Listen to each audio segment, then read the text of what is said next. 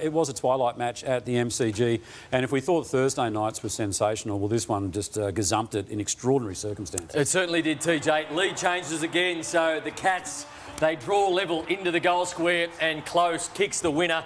And then this man, Jordan De Goey, kicked 2 big goals in the last quarter, and I thought he had a big bearing on the game. He stood up when it mattered, Jordan De Goey.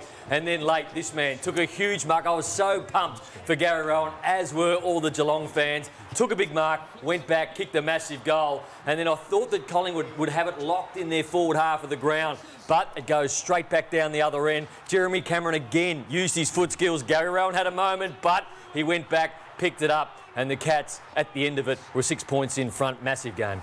It was just that, Brownie. What is finals football all about? Nothing pretty about what I'm going to show you at the Plasma here. There's the celebrations after the game. So many fans there, the Collingwood fans. There was everywhere, and you can see that. And we'll hear from Craig McRae after the show a little bit later on the reaction of his players. But I want to look at what finals football is all about. 37 seconds, clip here. 15 contests. This is in the first quarter of the game. Nothing scientific, no analysis, no pretty graphics, just genuine one-on-one brutality of finals football. Selwood's involved a couple of times, and for the teams that didn't play finals, you want to know why? It's because you haven't brought this intensity and this effort and this pressure and this contest for the full year. So this is just incredible performance from both sides. One of the best finals games you've ever seen. Contest after contest after contest, and in the end, who wins it? Well, no one. It's an absolute neutral ball. So I just thought the ability of Collingwood to shut Geelong down yesterday and their work at the contest and then Geelong rising to the next level was phenomenal. That is what finals football is all about. That's why it was such a great game. Lordo wants to take a look at one of the stars of the show yesterday.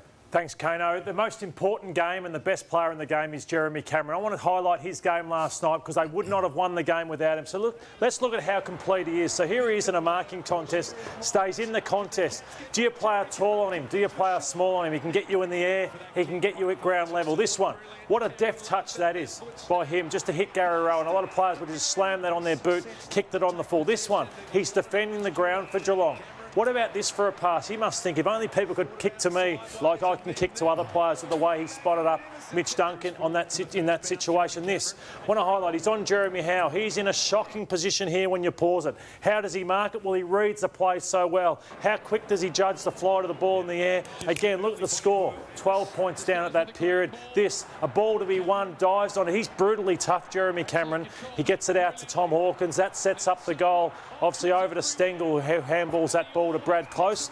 Obviously gets him 1 point in front, and then when it's there to be won again, his ability to be in the play and then spread and break, he sets up another one. So we had 17 disposals, kicked 3, 12 score involvements, the best man on the ground, and he's probably the key for them winning this premiership. Brad Close to be joining us on the show very shortly. 12 score involvements, the next best was only 7 from either side, so that tells you how much of an influence he had. And Gary Rohan said in the intro how excited it was, and he took a big mark, kicked a big goal. A lot of people talking about Gary Rohan leading in, but I thought when they were under pressure early, he was one of their best. I mean, Collingwood jumped out of the blocks with the first 3. He looked the most dangerous all night.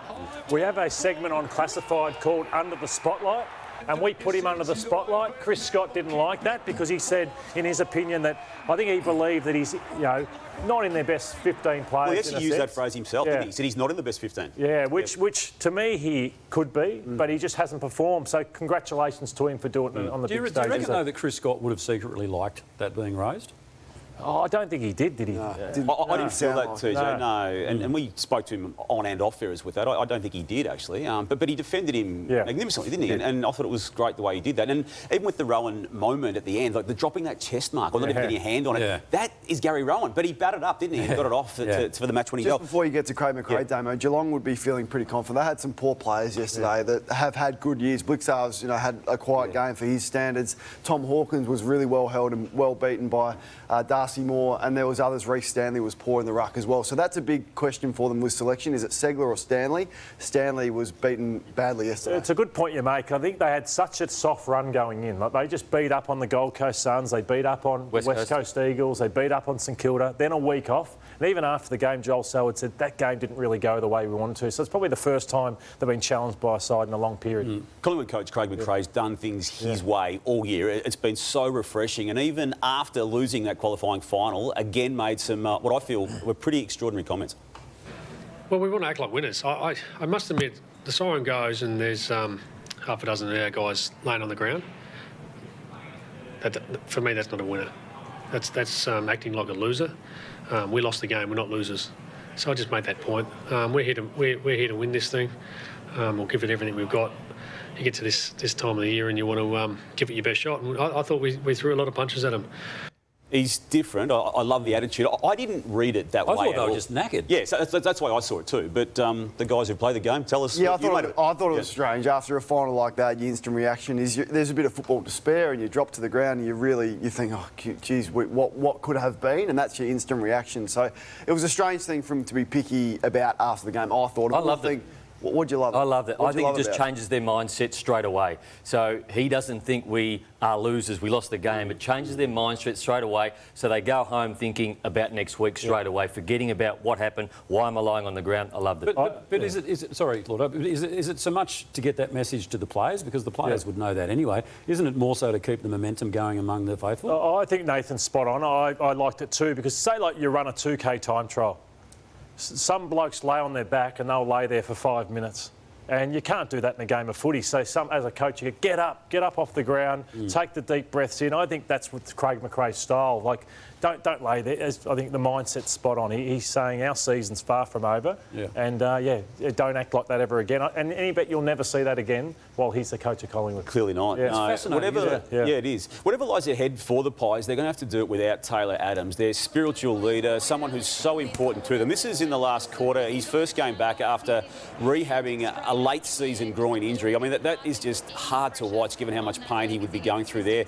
The early diagnosis, and there is no update on it as yet, was given by the club last night, and that is that it's suspected that groin has been taken effectively off the bone. So clearly season out and a long period of rehab for someone who's so significant and important to what that club's about. I tell you what, Kane came into the office this morning and I've rarely seen you in such a good mood. And I thought this is going to be the only show this year where we don't have a volcano. Well, I wasn't going to have one, but you lot encouraged me to go with one. So this was, I had this in my mind on Thursday night, even before the game, when Damien Hardwick said Dustin Martin was only 80% fit. So it is a message to coaches. You want to be fully aware that your player can get through a game. I'm watching in crunch time, elimination final, and they did not want to get Dustin Martin onto the ground. That's because he was 80% fit. Taylor Adams, prior to this game, said, look, I'm going into this game sore. My groin is sore. I think I can manage it. But he couldn't. So once again, 8 minutes to go, crucial stages, they're down by 1 point and you lose a key player. So for Melbourne and Christian Petrarca, if there's any doubt this week and he can't go, I don't think you risk players just because they have a big name, because in the end, Dustin Martin was a liability for Richmond on Thursday night. I think what you've got to look at is what they've done on the track and how many games. So Jeremy Cameron, for example, he's played all year. So if he had broken down in the first 5 minutes, we would have said it. But there was no doubt from Geelong, though. They were so adamant that he's ticked all the boxes, he's ready to go. Whereas for Dustin Martin, it was he's 80%. For Taylor Adams, it was, I'm going to the game. I think you're harsh on that. Dusty kicked a goal and gave away 3 others. From the goals. Yeah, well, he still had to they didn't want to put him on the ground in crunch time of an elimination final that was up for grabs. And Taylor Adams was one of Collingwood's best until that moment. I know it was the last quarter. And now he's not going to play again for the year. Yeah, it's true.